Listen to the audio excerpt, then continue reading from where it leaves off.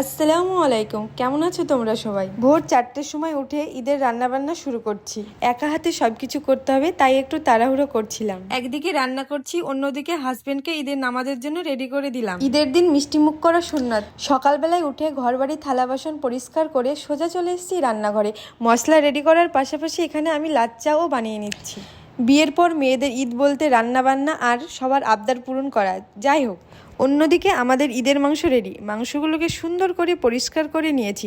এখানে আমি 2 কেজি পরিমাণে মাংস নিয়েছি।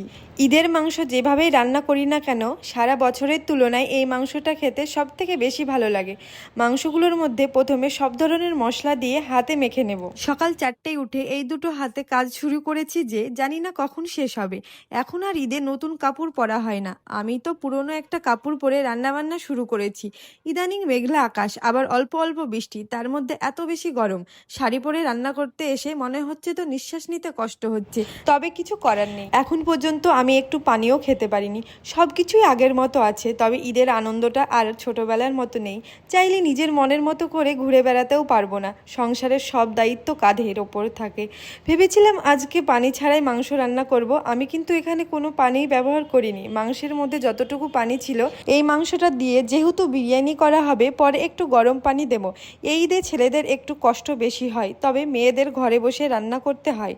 আর আমার মতো একা হলে তো কোনো কথাই নেই, সব কিছু একা হাতে করতে হয়। এই ঈদে ছেলেদের কাজ একটু বেশি থাকে, তাই নামাজ পড়ে এসে খাবে, খেয়ে আবার কাজ করতে হবে। ছোটবেলা থেকে দেখে আসছি মা ঈদের দিন লুচি, সেমাই, খিচুড়ি এসব বানাতো।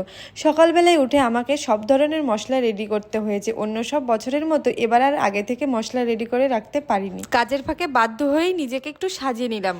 গরম দুধের মধ্যে লাচ্চা সেমাই দিয়ে উপর থেকে বাদাম কিশমিশ দিয়ে দিলাম। তো দেখো, এইদিকে আমার বিরিয়ানি, সেমাই সব হয়ে গেছে। এবার দুজন মিলে খেয়ে নেব। তো এখানে আমি প্রথমে লাচ্চাটাকে তুলে নিচ্ছি। আর জানো তো, লাচ্চাটা খেতে খুব সুন্দর হয়েছিল। আর এইদিকে দেখো, বিরিয়ানির কালারটা খুব সুন্দর এসছে। আর হাজবেন্ড বলছিল খুব ভালো হয়েছে খেতে। তো যাই হোক, ব্যস্ততার কারণে ভিডিওটা দিতে দেরি হয়ে গেল। ভিডিওটা যদি তোমাদের ভালো লাগে কমেন্ট করে অবশ্যই জানিও। আজ তাহলে এখানেই শেষ করছি। দেখা হবে পরের ভিডিওতে। টাটা।